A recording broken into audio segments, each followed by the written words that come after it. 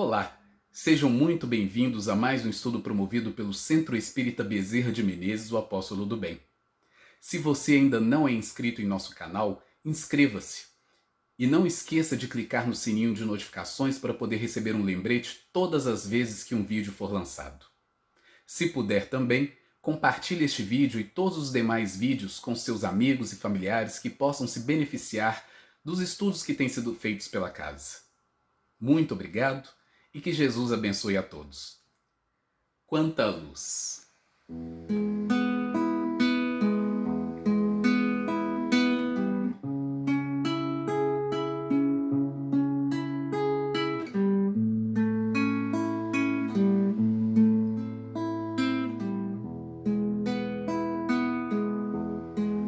Quanta luz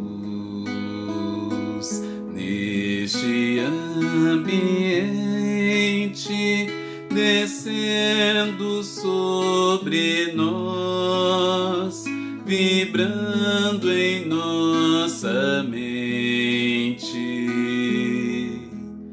Quanta luz, quando assim em prece, como a alma cresce aos olhos de Jesus. Quanta luz, pois em oração a voz do Mestre fala ao nosso coração. Quanta luz descendo sobre nós. Quanta luz, quanta luz.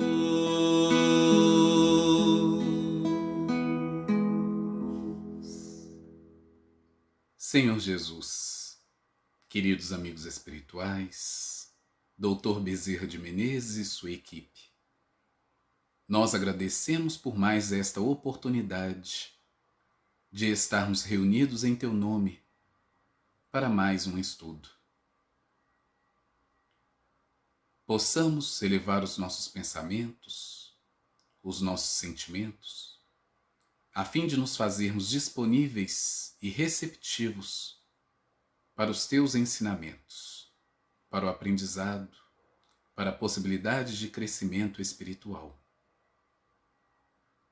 Abençoa-nos, Senhor Jesus, e protege todos aqueles em necessidades e dores diversas do corpo e do espírito, onde quer que se encontrem.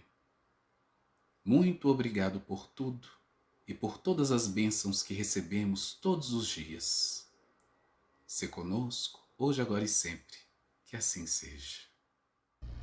Olá a todos, vamos hoje trabalhar um texto contido na Revista Espírita de Allan Kardec, no ano de 1866, uma página ditada pelo espírito Luiz de França, né, e colocada por Kardec, que tem o nome O Espiritismo Obriga. E aí, o título é curioso, que muitas vezes nós pensamos que ao engajarmos numa casa espírita, ou mesmo dentro de um campo de conhecimento espírita, numa proposta de libertação de consciência, só temos direitos, mas não. Além do campo de direitos, de se reconhecer como um cidadão do universo, um cidadão que não só está no corpo encarnado, mas também um dia vai desencarnar e evoluir lá no plano espiritual, além desses direitos e novas abordagens e perspectivas da nossa posição dentro do universo, a doutrina dos Espíritos também, a partir desses ensinamentos, compõe um campo de deveres, de obrigações. Quais são essas obrigações? O Espírito Luiz de França divide essas obrigações em dois tipos, em duas ordens. A primeira, as obrigações e deveres conosco mesmo. Obrigação de autoaperfeiçoamento, obrigação de transformação, obrigação de instrução, de educação moral. Uma segunda ordem de obrigações que o Espírito Luiz de França coloca é o nosso papel junto à coletividade.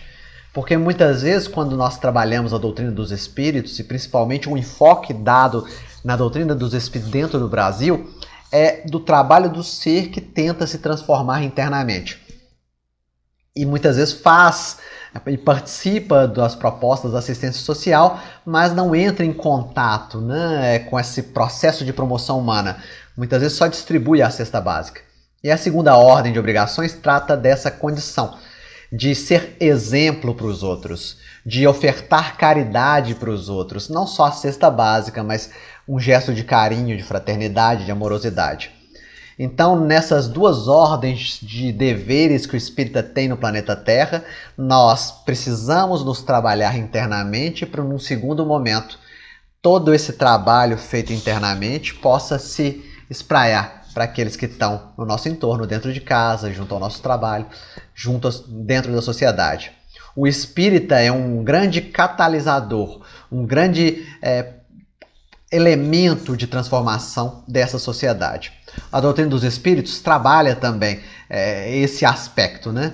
Quanto mais o conhecimento dos princípios doutrinários espíritas, isso não quer dizer de doutrina espírita, os princípios, né, que têm a ver com as leis universais, forem disseminados no mundo, mais as pessoas se instruem, mais elas conseguem discernir o que é bom, o que é ruim, e mais o mundo se torna melhor. Além da progressão individual dos espíritos, a doutrina dos espíritos trabalha no capítulo 3 do Evangelho segundo o Espiritismo com a progressão dos mundos. Mundos que se transformam a partir da mudança das suas coletividades.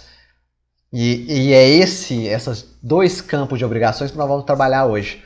Vamos começar então, para a gente observar o que Kardec conseguiu compilar junto a esse espírito Luiz de França, para que a gente possa transformar as nossas vidas.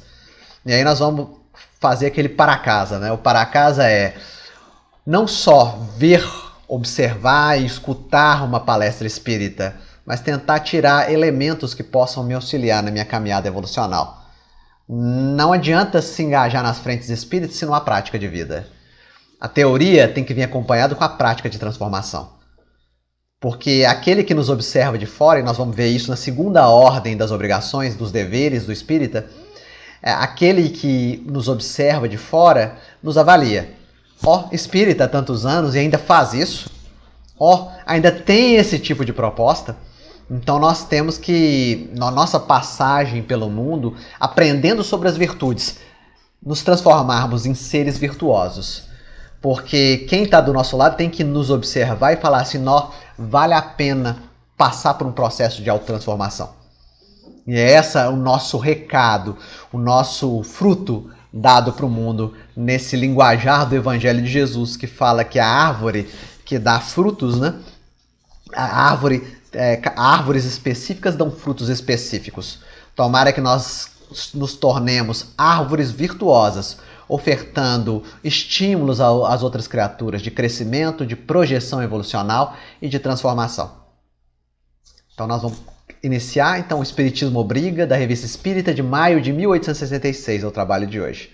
Vamos lá, para a gente conhecer o texto do Espírito Luiz de França.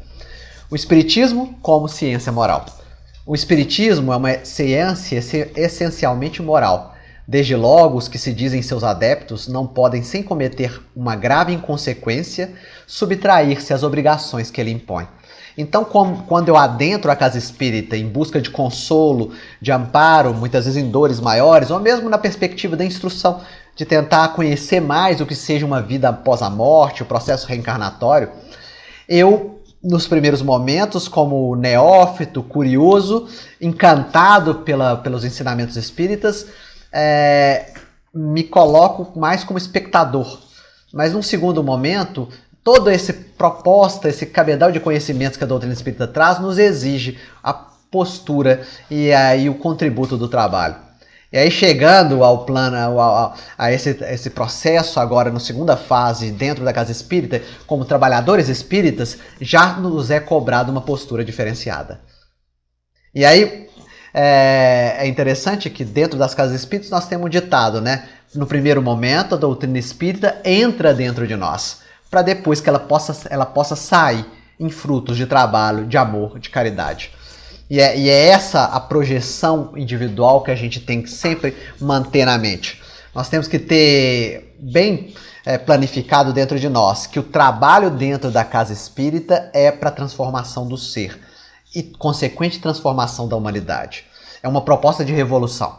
E aí o Espírito Luiz de França coloca ciência moral. E o que esse termo ciência moral designa? Ciência, primeiro, isso quer dizer que o campo da minha moralidade pode ser observado, pode ser mapeado, pode ser construído nesse bado de padronização, estratégias adequadas, métodos adequados de transformação para o ser. Então, se o ser, o espírita que olha para dentro e se investiga e encontra lá um estado de raiva, ou encontra lá cobiça, vaidade, orgulho, ciúme, tem que, a partir de uma metodologia baseada nos princípios doutrinários espíritas, construir um caminho de transformação e de reforma. Isso quer dizer ciência. Ciência pressupõe fatos observáveis, perspectiva de utilização de um método de trabalho em cima, busca e reconhecimento de padrões que possam auxiliar nessa visualização e possam gerar uma perspectiva de mudança e transformação. Então, ciência, né? Moral. E o que é moral para Kardec? Nós vamos falar mais à frente. Moral se trata de uma regra de bem proceder. O que é uma regra de bem proceder? Então, os espíritos começam a falar, nós vamos falar na questão à frente, primeiro, de uma postura diferenciada dentro do mundo. Então, primeiro movimento, um plano de comportamentos diferentes. Porque quando eu entro na casa espírita e recebo, por exemplo, ensinamentos no campo do convívio com o mundo espiritual, eu entendo agora que tem uma nuvem de testemunhas ao meu lado, aqui nesse momento. Entendendo que é uma nuvem de testemunhas ao meu lado nesse momento, eu começo a fazer um trabalho de cortar um campo de viciações morais que eu tenho. Se eu explodo muito fácil e xingo as pessoas no trânsito, eu cada vez mais tento me controlar. E aí o plano de moralidade é esse. Eu aprendo cada vez mais no campo instrutivo e cada vez mais eu me observo, me observando, eu transformo o meu comportamento. Que talvez seja o mais fácil. Né? Muitas vezes é mais fácil mudar o que eu faço em termos comportamentais. É mais fácil eu deixar de falar palavrão, é mais fácil eu deixar de agredir os outros fisicamente, é mais fácil deixar de, muitas vezes, cobiçar algo, olhando de forma excessiva para algo e até ofendendo as criaturas que possuem. Né? Isso é mais fácil no primeiro momento, mas isso não é o trabalho na raiz. O trabalho na raiz é trabalhar por dentro. E aí esse desenvolvimento moral, Kardec e os bons espíritos na codificação chama maturidade do senso moral. Quanto mais eu aprendo sobre as leis universais contidas no nosso aprendizado das leis físicas, a partir da ciência do planeta Terra, né? Porque quando eu aprendo um pouco de astronomia, eu amplio a minha concepção do universo e mais eu vejo esse grande projeto espiritual de um Pai Criador dentro mesmo dessa composição material. Ou então, nas leis universais, além dessa proposição das leis naturais, leis físicas da matéria, também as leis espirituais. E aí, entender lei de causa e efeito, entender lei e a proposta das reencarnações, de oferta de possibilidades múltiplas para o ser se desenvolver no planeta Terra. E aí, nesse campo de aprendizados, eu começo a construir um mundo moral dentro de mim. Esse mundo moral construído dentro de mim é o que Jesus fala no Novo Testamento do reino dos céus, do reino de Deus. O reino de Deus, no capítulo 17 de Lucas, é construído dentro de nós. A partir de cada virtude implementada, a partir de, muitas vezes, muitas dificuldades no plano dos arrastamentos externos, ofensas, mágoas, paixões, mas que nós resistimos bravamente, não reagimos e acabamos constituindo novos caracteres internos, constituindo-nos em homens novos. E aí, relembrando a perspectiva da terceira parte de O Livro dos Espíritos, que trabalha as leis morais, principalmente quando ele trabalha da perfeição moral, ele apresenta uma nova concepção de homem. um homem que vai além de tempo e espaço, um homem que sabe-se produto das múltiplas reencarnações. Por isso, se as aflições vêm à minha vida, eu sei que pode ser resultado, consequência das minhas atitudes passadas, e me coloco de forma virtuosa, com fortaleza moral, para passar as vicissitudes da vida. Também, além desse homem que suplanta o tempo presente e vai para o passado, projeta-se também no futuro, num processo de esperança, de confiança no Pai Criador, que oferta todas as possibilidades e oportunidades para que eu possa me desenvolver e evoluir. Entendo também que a evolução não há involução, que eu só ando para frente, espíritos simples e ignorantes que caminham num processo de construção. O objetivo da encarnação dos espíritos é aperfeiçoamento crescente para algum dia começar a contribuir na obra da criação. Contribuir na obra da criação a partir de um piso muitas vezes simples no primeiro momento. De ofertar um copo d'água para uma criatura, de dar um abraço, de um aperto de mão, um bom dia, uma boa tarde. Mas já é uma proposta de sair de dentro da minha casca e encontrar com outra pessoa, que muitas vezes é até difícil, mas pelo menos eu me coloco de uma forma que quero trocar com essa criatura algo, implementando no planeta Terra um processo de solidariedade e fraternidade. Porque se todos nós ficarmos parados nas nossas posições cristalizadas de orgulho e egoísmo, o planeta acaba. Né? É necessário, a partir dessa perspectiva da lei de sociedade, que nos encontremos. Então, é uma construção, no dizer do Luiz de França, de ciência moral. Ciência que observa moral, o mundo interno e como esse mundo interno construído se projeta no encontro com o outro a partir do estado do amor dinamizado, que é a caridade. Então, a partir desse primeiro elemento, nós vamos tentar, na nossa vida diária, tentar observar por dentro. Se necessário, fazer um campo de anotações das nossas dificuldades, das nossas qualidades e tentar cada vez mais criar estratégias adequadas de trabalho, de desenvolvimento. Exemplos disso. O Chico tinha diversas estratégias que serviam para ele, talvez não sirva para você, de trabalho de transformação. Ele se achava maledicente e fofoqueiro. Como ele se achava maledicente e fofoqueiro, muitas vezes, quando ele tinha dificuldades no campo da fala, ele colocava água dentro da boca dele, né? E colocando água dentro da boca dele, ele evitava de falar alguma coisa. É um tipo de estratégia.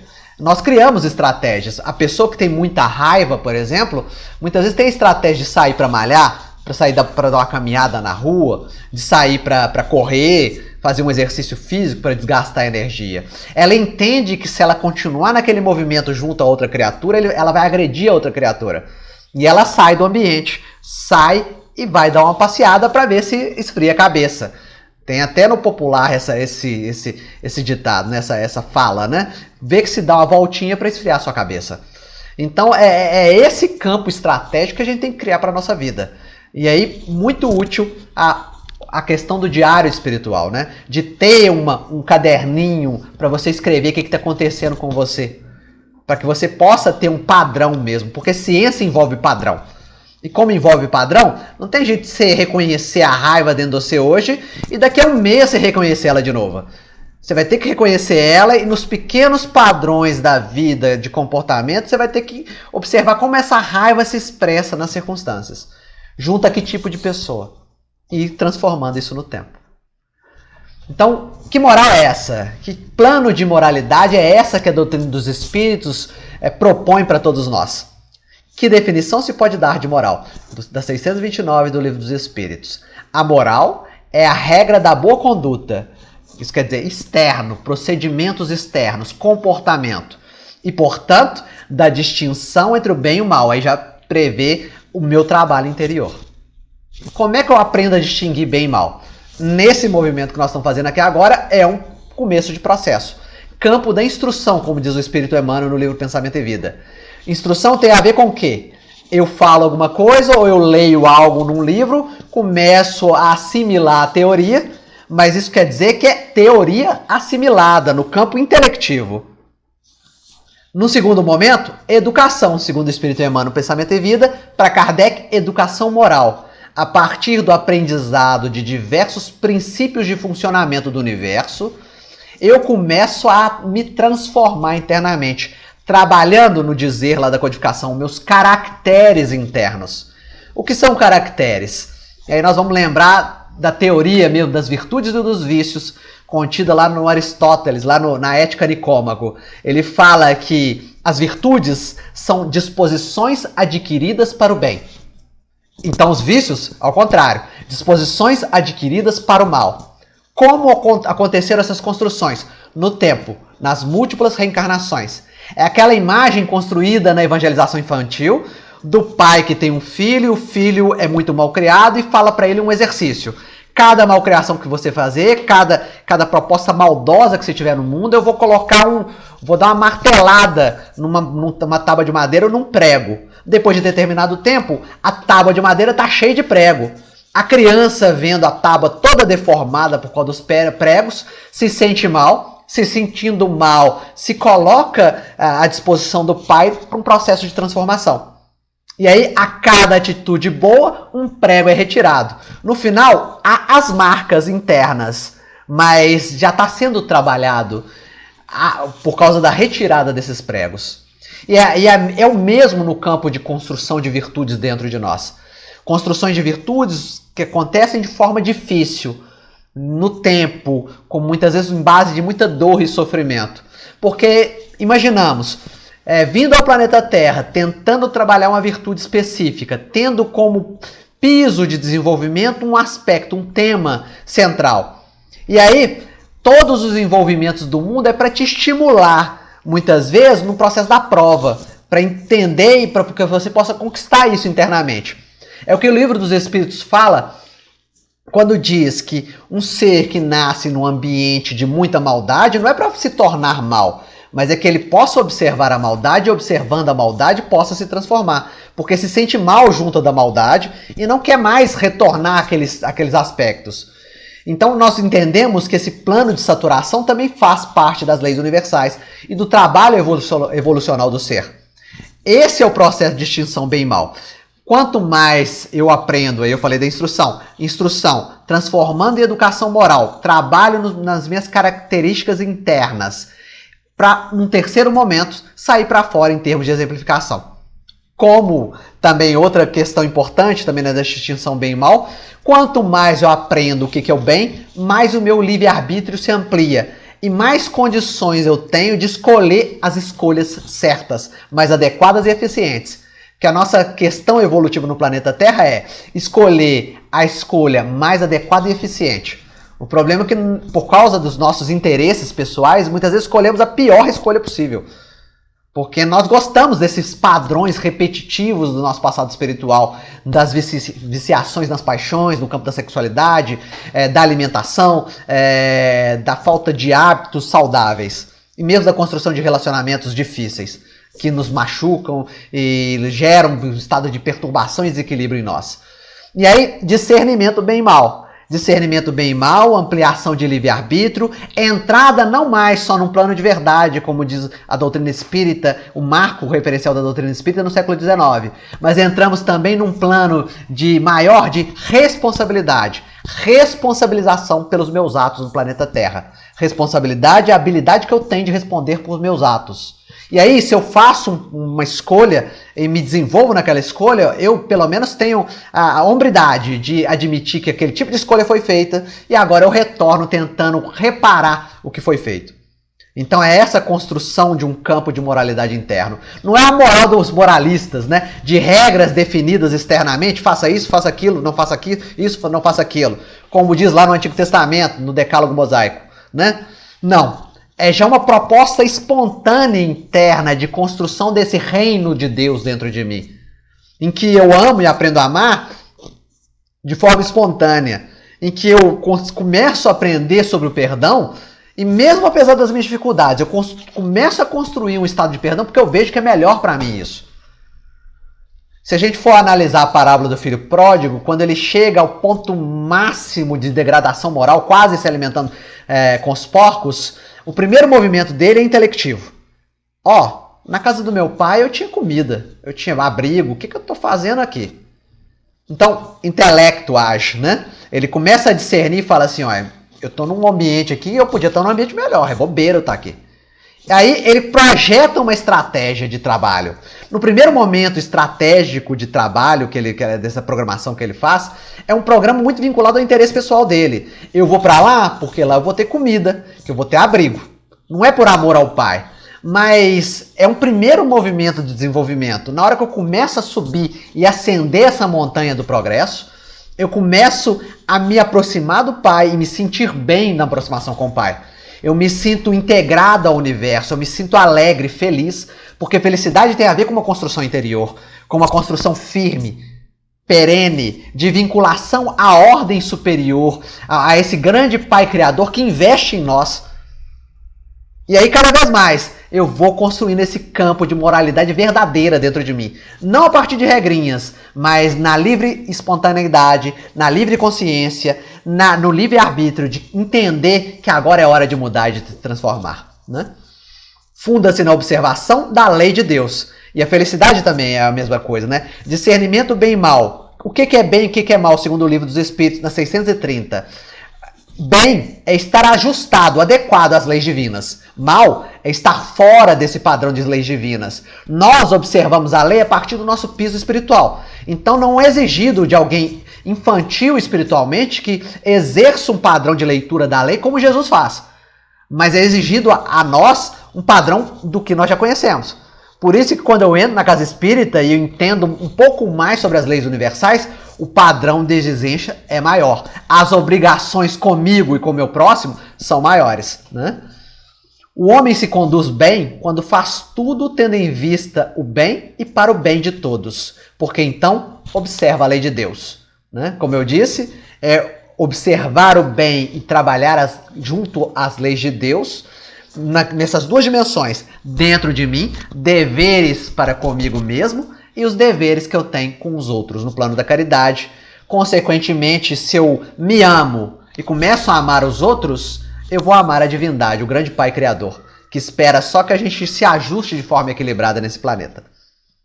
Vamos lá para a gente trabalhar mais. Deveres, né? Nós ficamos muitas vezes encabulados com essa palavra, dever e obrigação. Nós gostamos de fugir dessa palavra.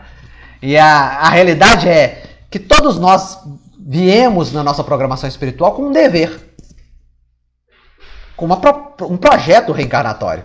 Se nós formos examinar lá, capítulo 13 do Missionários da Luz, a reencarnação do Segismundo, qual que era o dever do Segismundo dentro do planeta Terra que dá pra gente observar nessa programação dele? É refazer os laços de afeto com Adelina e Raquel, que iam ser seus pais. Que ele tinha tentado trair, né, o Adelino, seduzindo a Raquel. E aí no reencarne dele, qual que é o projeto dele, o dever que ele tem? Reconstruir esses laços feridos, de amizades desfeitas por interesse pessoal. E nós todos temos deveres dentro das nossas vidas. E o dever, e essa programação superior para nós, que nos estimula sempre num vetor para cima, né, para junto ao grande Pai Criador, muitas vezes é muito difícil essa implementação de um campo de dever na vida física. Como eu disse, as paixões são numerosas. Os estímulos negativos, os arrastamentos negativos são tremendos.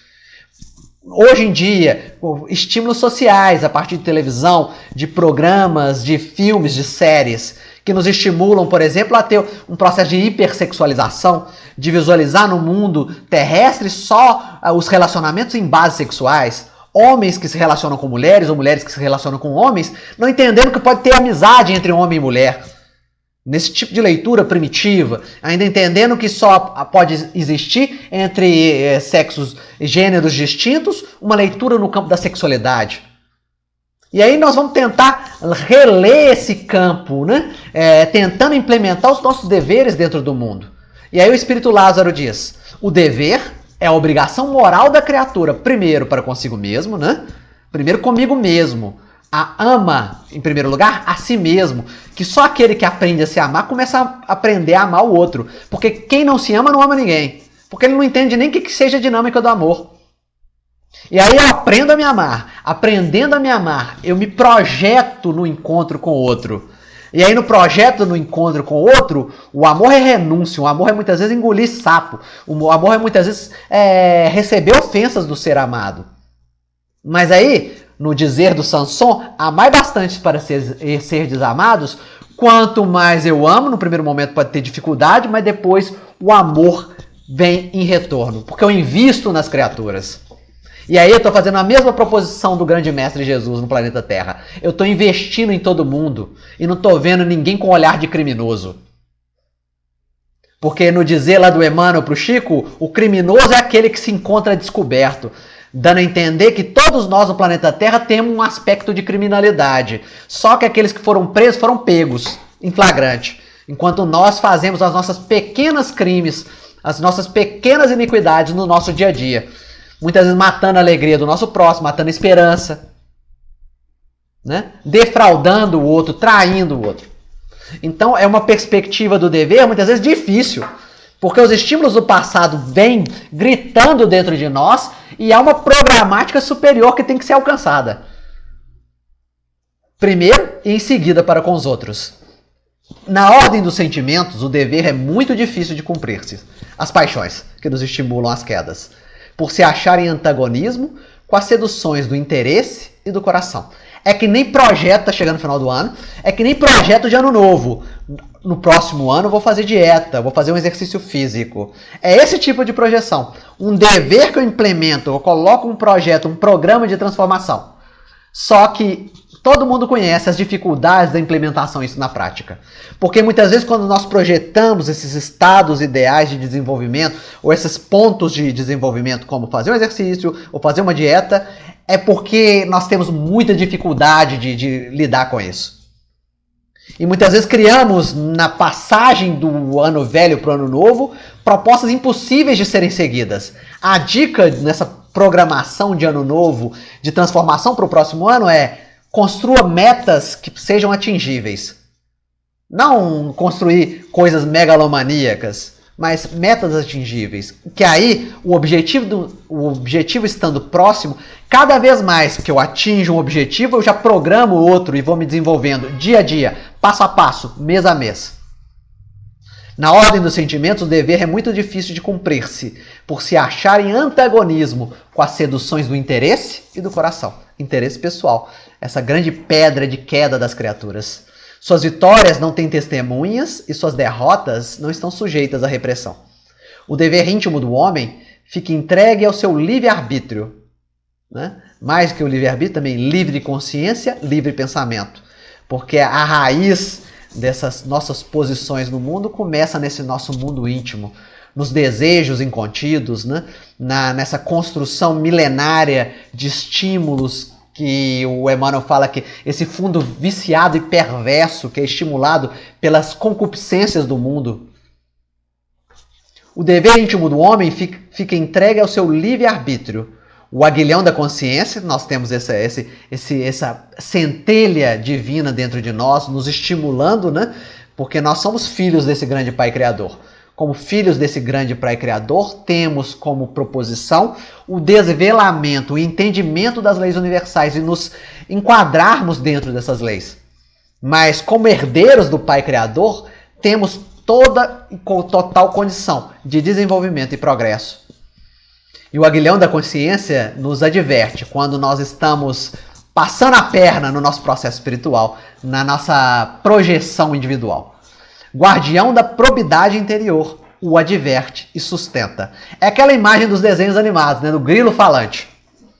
Quando eu estou muitas vezes perto de um estado de queda, de dificuldade maior, a luz, o plano da consciência se amplia em mim e fala, ó, não traça esse caminho não, vai por outro.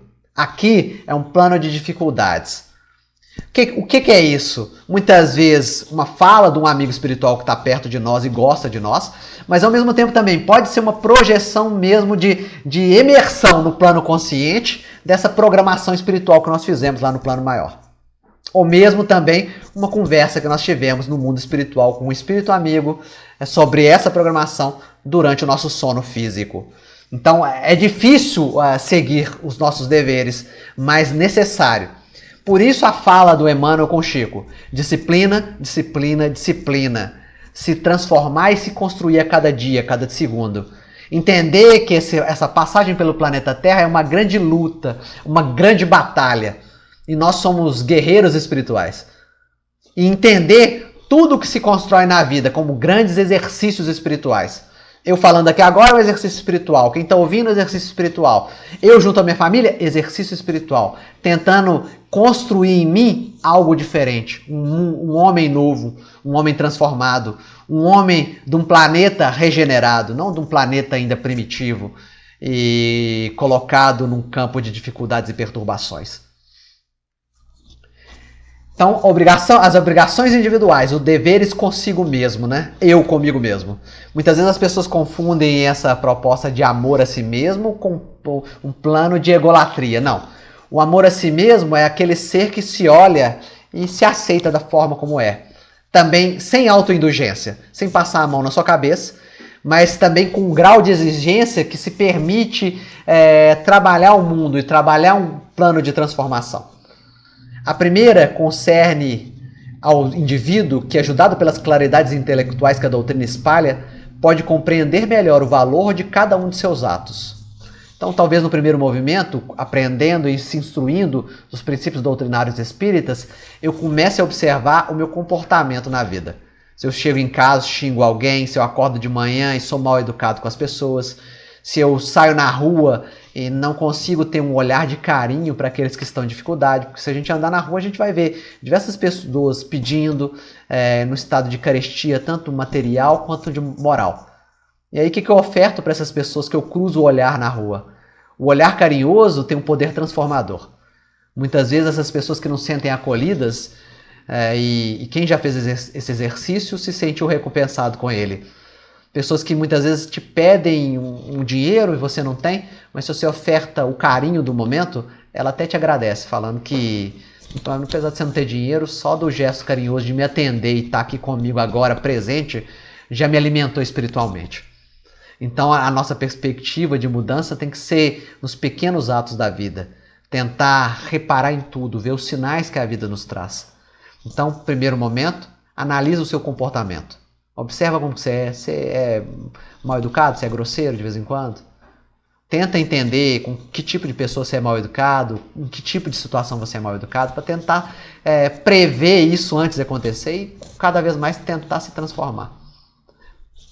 Adiantar, né, o processo e, por exemplo, eu não falo bom dia sempre, começar a falar bom dia para todo mundo, começar a cumprimentar, abraçar, apertar a mão, falar por favor, dá licença, né?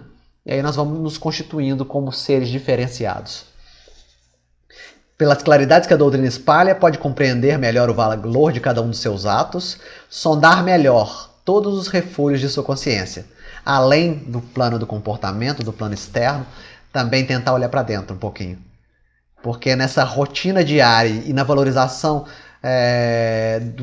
sempre da conquista da matéria, conquista de uma casa, conquista de um carro, conquista de um salário ao final do mês cada vez melhor, nós esquecemos de quem nós somos. E aí a pergunta que a gente tem que fazer, mesmo olhando para o espelho, é um bom exercício. Quem somos nós? Quem somos nós? De verdade. Né? Quem que é esse ser construído aqui internamente? Quais são as características que eu possuo em qualidades e em defeitos? E a partir desse olhar diferenciado para dentro, como eu falei, um plano de aceitação, um plano de construção de humildade. Que humildade é uma irmã casada da aceitação, né? Aquele que se aceita se coloca num plano de humildade, consequentemente. Porque aceitando tudo que tem de bom e de ruim, acaba criando o piso mesmo de construção de ser do que se é realmente. E aí, construindo esse piso de humildade, eu posso caminhar pela vida de uma forma mais tranquila, né? Porque eu acho que as dores nos maltratam demais nessa passagem pelo planeta Terra. E muitas vezes nas dores e nos sofrimentos, nós ficamos reparando muito para fora, do que me falta fora, né? Me falta um relacionamento, me falta dinheiro, me falta um amigo, me falta x e x coisas. E não percebemos que eu tenho uma fortaleza moral dentro de mim.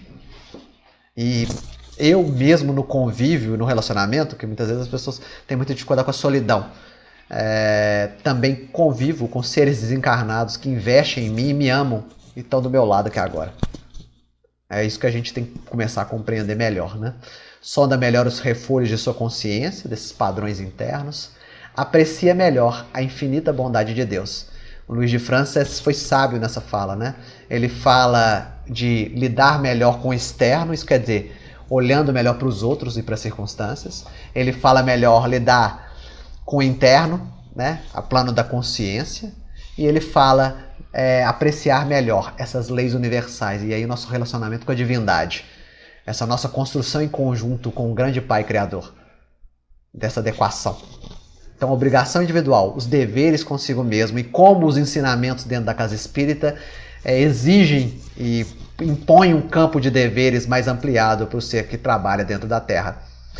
A perspectiva daquele que se constrói dentro da casa espírita a partir de outros valores, valores de compromisso, de caridade, de perdão, de fraternidade, de solidariedade, é ser o sal da terra, como Jesus falava nos evangelhos. É de ofertar para o mundo um alimento diferenciado, não mais o alimento da matéria. É aquele que caminha pelo mundo regando os outros jardins, né? E auxiliando a todos o que o procuram. Essa é uma perspectiva da doutrina dos Espíritos. Então, educação moral, segundo Kardec, no Livro dos Espíritos, na pergunta 917.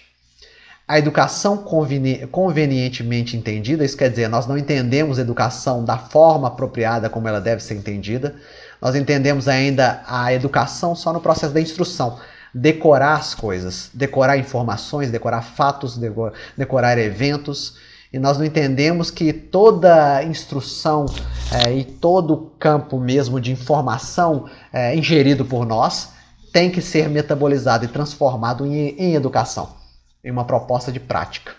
Constitui a chave do progresso moral, desenvolvimento moral.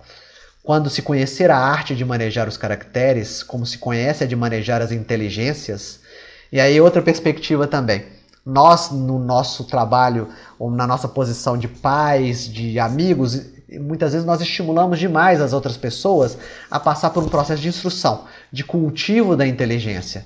O que Kardec está falando com educação moral é ir além dessa educação formal do mundo, só processo instrutivo, mas é se conformar como um novo ser. Por isso, lá na 780, 781, quando ele trabalha a lei de progresso, os espíritos fazem essa distinção. O progresso intelectual é aquele progresso do ser que começa a entender as leis da vida, leis materiais também, no primeiro momento, consegue discernir dentro dessas leis o que seja bom, o que seja ruim, e vai se trabalhando e trabalhando o mundo, construindo estruturas no mundo mais adequadas, que trazem conforto, que trazem consolo, que são mais confortáveis, né? Mas, além desse progresso intelectual, e nós, hoje em dia, somos herdeiros desse grande projeto de progresso crescente e contínuo, né? Além disso, há um momento que esse progresso intelectual desperta no ser também, e numa caminhada em conjunto ao progresso moral, o progresso de desenvolvimento interno. E aí a instrução se transforma em educação moral. Eu aprendo sobre a reencarnação, mas só a partir do momento que eu passo por uma prova na vida, de dificuldade, sofrimento, que eu não consigo ver a causa, eu trabalho mesmo num processo de educação moral dentro de mim, o que seja reencarnação. Porque aí, com o meu entendimento que aconteceu algo que eu fiz nas vidas anteriores, eu me mantenho sereno, equilibrado, resignado, forte nas lutas. Porque eu sei que tem um motivo aquela luta, que eu sei que não é à toa. E porque a pessoa que tem a projeção de pensar que aquele sofrimento é inadequado, é à toa, despropositado, ela entra num estado de revolta e rebeldia. Revolta e rebeldia onde há ampliação da dor para mais uma carga de sofrimento moral, de dificuldade interna. E é isso que a doutrina espírita quer que nós trabalhemos, todos esses princípios agora de forma diferenciada. A educação convenientemente entendida constitui a chave do progresso moral, quando se conhecer a arte de manejar os caracteres, como se conhece a de manejar as inteligências, conseguir-se-á corrigi-los, do mesmo modo que se aprumam plantas novas. Essa arte, porém, exige muito tato, aí ó, exigência para nós, tato, muita experiência e profunda observação. Observar, não passar pela vida cego espiritualmente, não observando nem seu mundo interno, nem o que está acontecendo fora. O sábio acaba observando tanto o que está acontecendo fora, como tanto que tem dentro dele, para que possa se constituir num homem novo. Quedas e dificuldade de aprendizagem. Apesar de todo esse campo de deveres e obrigações que a doutrina dos espíritos coloca para nós, também nós passamos por nossos estados de desarmonia, de desequilíbrio. E aí é esse plano de transição daquele ser que aprendeu, mas ainda não consegue pôr em prática. E muitas vezes nesse processo de aprendizagem, a prova vem, porque, como eu disse, prova é isso, né? Eu aprendo, vem uma prova e me testa. E aí, quando eu chego na prova, eu não tenho condição para passar pela prova, apesar de todo estudo. Acabo sendo reprovado e entrando num estado de dificuldade, de desequilíbrio maior, tendo que reparar isso no tempo. Então, quedas e as dificuldades da aprendizagem. Que dizer daquele que, esclarecendo quanto aos seus deveres para com Deus, para com seus irmãos, permanece orgulhoso, cúpido e egoísta? Tem jeito de aprender com a doutrina espírita e se manter a mesma pessoa sempre? É isso que a gente tem que prestar atenção. Tenta se ler há um mês atrás, há um ano atrás, alguns anos atrás. Você se transformou? Você mudou? É esse o estado que nós temos que avaliar se nós estamos mudando ou não. Senão não tem motivo nenhum de trabalhar com isso, né? Não parece que a luz o tenha enceguecido porque não estava preparado para recebê-la? Desde então, marcha nas trevas. Não obstante, em meio à luz, só é espírita de nome. É a parábola do semeador. E é o lançamento da semente de amor nos solos que não são adequados à recepção da semente. A pessoa recebe a informação e a instrução, mas ainda não tem condições de colocar em prática e entra num estado mesmo de obscuridade, descrença, desalento, desânimo. Acaba muitas vezes saindo da casa espírita, buscando outras propostas mais difíceis ainda, a partir de um estado de saturação e dor e sofrimento. De novo, há uma abertura do campo de entendimento e novo engajamento. Muitas vezes as pessoas dentro de casa espírita não vivenciaram o mundo de acordo com o piso espiritual dela, que ela achava justo e adequado. E elas dão uma passeada pelo mundo de novo, num processo de saturação, para que possam voltar no momento seguinte, para tentar se transformar novamente e caminhar-se de novo num plano de renovação. Vamos lá então. E aí, para a gente lembrar qual que é a definição do espírita segundo o Evangelho, segundo o Espiritismo. Reconhece o verdadeiro espírita, primeiro, pela sua transformação moral, né? Transformar-me moralmente. Por isso que eu falei que tem que ter avaliação, para ver se eu estou me transformando de verdade. A transformação moral é esse movimento natural. E eu aprendo uma perspectiva nova, eu entendo melhor e eu implemento na minha prática de vida. É um processo natural, espontâneo, do ser que está se construindo. E o segundo movimento, e pelos esforços que emprega para domar suas inclinações más. Aí já é o processo de eu tenho dificuldades internas, eu tenho vícios morais, inibições, limitações, e eu tenho que lutar durante toda a minha vida contra eles. Eu sou preguiçoso, e tudo eu deixo para fazer depois. Então eu tenho que lutar com essa preguiça a cada momento, fazendo de forma pronta, com prontidão, mais rápido, com eficácia. Eu tenho que estar sempre alerta com essa minha perspectiva de me acomodar, de me colocar no estado de descanso. E aí, domar as más inclinações é essa. Eu conheço minhas más inclinações e eu domo elas como um cavalo que está sendo adestrado. Mas eu sei que eu tenho elas. O que é isso? Plano das expiações. Eu não faço de forma natural. O primeiro movimento de transformação moral, provação, provas. Eu estou sendo trabalhado de forma espontânea e natural, aprendendo para que um dia seja provado. Eu tendo dificuldades e não passando na prova, eu gero o quê? Expiação. Que aí eu reconheço dentro de mim uma viciação interna que tem que ser trabalhada no tempo. E há estímulos externos tentando me desenvolver habilidades novas e força para encarar esse projeto de vida. E aí é considerado pelos espíritos, por Luiz de França, um batismo do espírito. O que é o batismo, né? A simbologia desse batismo. O batismo é um homem velho que se transforma num homem novo a partir de um fato, de um momento simbólico, né? E aí o Luiz de França fala a regeneração pelo sofrimento. linguagem também essa questão do filho pródigo, que chega a um estado de sofrimento e decide se transformar.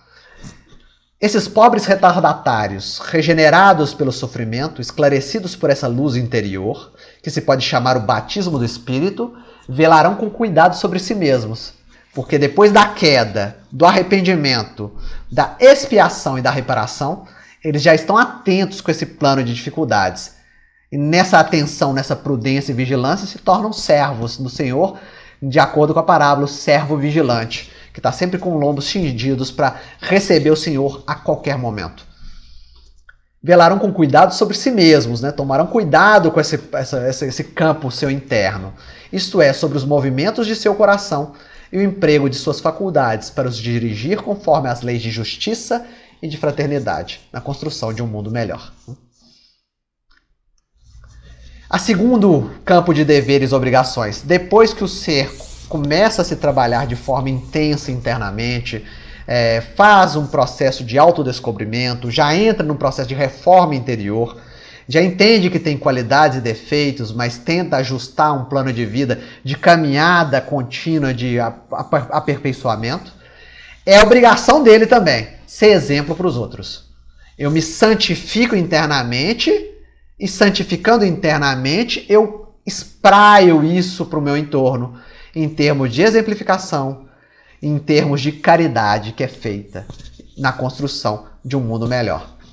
Aí é o meu encontro com o outro, né? O encontro com o outro tem que ser com base de muito amor, fraternidade, solidariedade e afeto, né? Para que aquele outro se sinta tocado. E aquele outro que me veja sendo trabalhado, fala, pô, esse negócio de doutrina espírita é interessante. Essa pessoa até outro dia era complicada, doidado. Agora ela já está caminhando de uma forma interessante. Eu acho que eu vou lá dar uma observada. O que eles têm de bom para nos ofertar? É isso. Né? Exemplificação no mundo. Cabe sim a nossa exemplificação no mundo. E é exigida de nós a exemplificação no mundo. Eles próprios são obrigados a melhorar-se. E aí está falando nesse primeiro momento, porque muitas vezes o ser que só busca o autoaperfeiçoamento pode se tornar egoísta, só olhando para si. E a perspectiva é de um trabalho, de uma dialética. Eu me trabalho por dentro, eu trabalhando por dentro, eu exemplifico para fora, exemplificando para fora, recebo estímulos de fora, continuo me trabalhar por dentro e vou nesse grande projeto de construção individual e coletiva. Eles próprios são obrigados a melhorar-se. Seria um cálculo egoísta que impede de atingir o objetivo visado por Deus. Mas a segunda ordem de obrigações do espírita, decorrendo necessariamente da primeira e a completando, é a do exemplo, que é o melhor dos meios de propagação e de renovação. É se colocar como um produto do trabalho dos espíritos amigos no planeta Terra. É o nosso modo de propaganda. Não é o proselitismo, mas é a postura de vida. Olha como que essa pessoa age. Olha como é a fala dela. Olha como ela é caridosa, fraterna, amigável. Olha como ela busca estar sempre criando relacionamentos agradáveis, gentis. E aí as outras pessoas vão sendo tocadas e vão tentando entender qual a doutrina que você participa, qual é a proposta, se eu posso ir lá tomar um passe de vez em quando, se eu posso ir na reunião para ouvir uma coisa bacana para me consolar. E aí chega na reunião, né, e trabalha aquele primeiro movimento do encantamento, da curiosidade, de ser consolado. Alguns se transformam em trabalhadores e vão continuando o processo de desenvolvimento. E assim o progresso do mundo se dá. Não guardar o aprendido só para nós mesmos, num projeto egoísta de vida, né? O papel do Espiritismo na transformação do mundo, para a gente lembrar. 799 do Livro dos Espíritos. De que maneira o Espiritismo pode contribuir para o progresso? Destruindo o materialismo. O grande adversário do Espiritismo é o materialismo do mundo.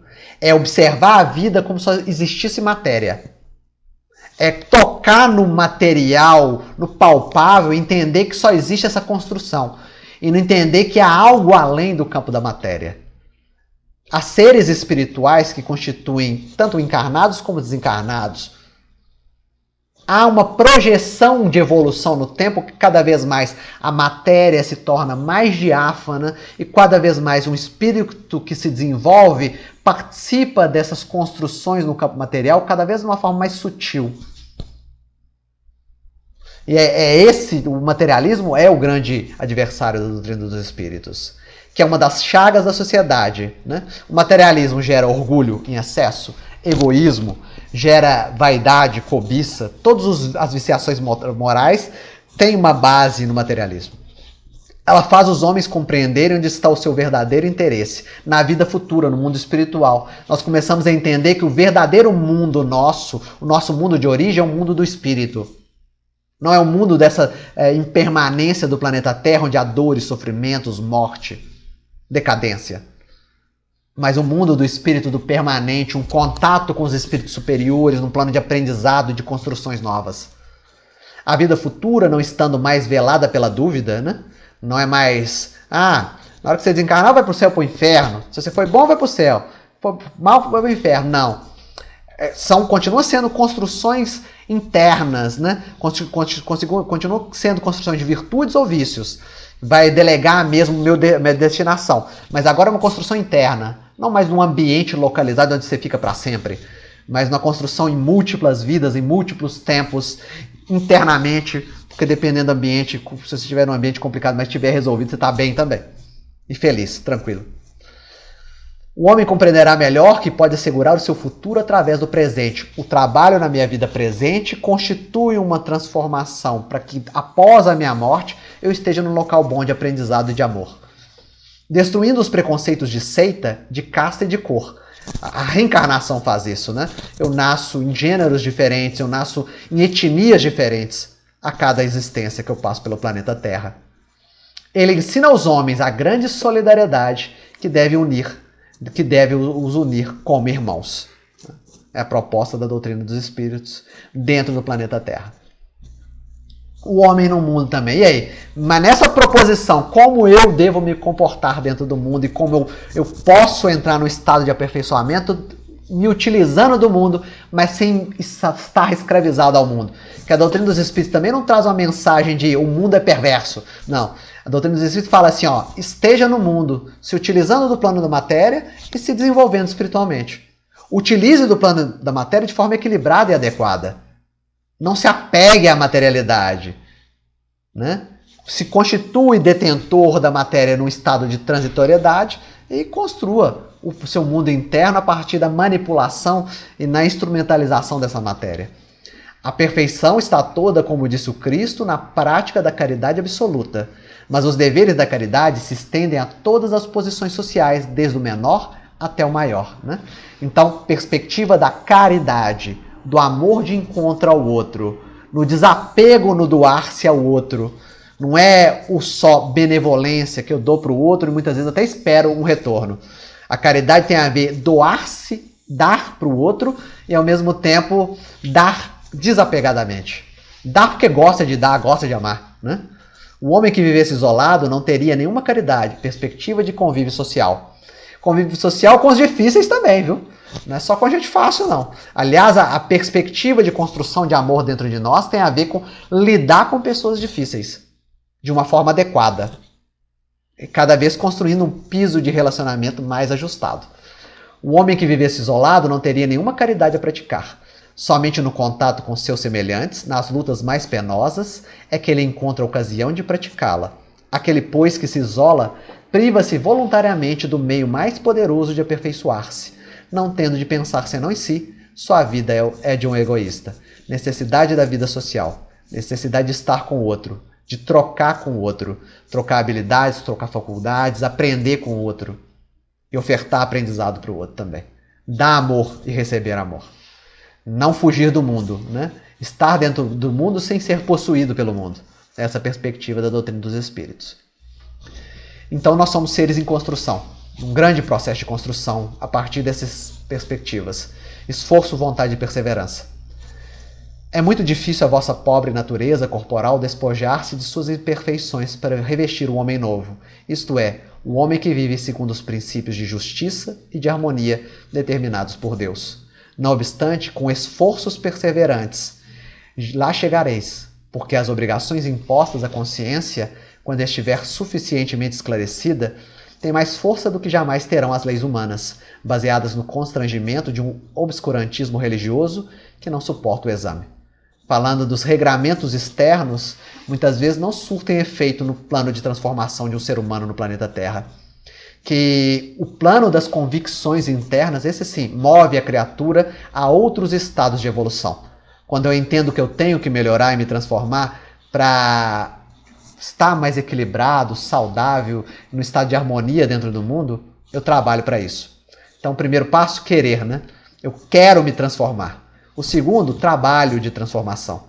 E o terceiro, a partir do querer e do desenvolvimento do trabalho, o merecimento justo. Vem novas oportunidades, possibilidades de transformação para que o ser entre nessa grande dinâmica da evolução. Por isso o esforço, a vontade e a perseverança são essenciais para nos transformarmos dentro desse planeta. A vontade e a perseverança, para a gente terminar. Por que meios poremos em movimento as potências internas e as orientaremos para um ideal elevado? Pela vontade. O uso persistente, tenaz dessa faculdade soberana permitir-nos modificar a nossa natureza, vencer todos os obstáculos, dominar a matéria, a doença e a morte, do Leon Denis, no problema do ser, do destino e da dor. Então a nossa perspectiva de trabalho no planeta Terra é essa, né? E os deveres que a doutrina espírita traz para nós são no campo do nosso desenvolvimento pessoal e no campo da nossa exemplificação diante da vida. A partir desses dois polos de trabalho e transformação, a necessidade da vontade, do esforço, da perseverança, de alguém que ainda se observa nas suas dificuldades, mas ao mesmo tempo já busca uma projeção evolucional no tempo, trabalhando a cada dia. É uma rotina muitas vezes estafante, muitas vezes difícil, que traz desânimo, mas com o auxílio dos nossos bons amigos espirituais, e com as oportunidades e possibilidades cada vez melhores que o Pai Criador nos oferta, é um plano de projeção do ser diante do universo. Que os bons espíritos possam nos auxiliar nessa caminhada e que o grande Mestre Jesus nos ensine esse caminhar agora em base de amor, de bondade e de paz.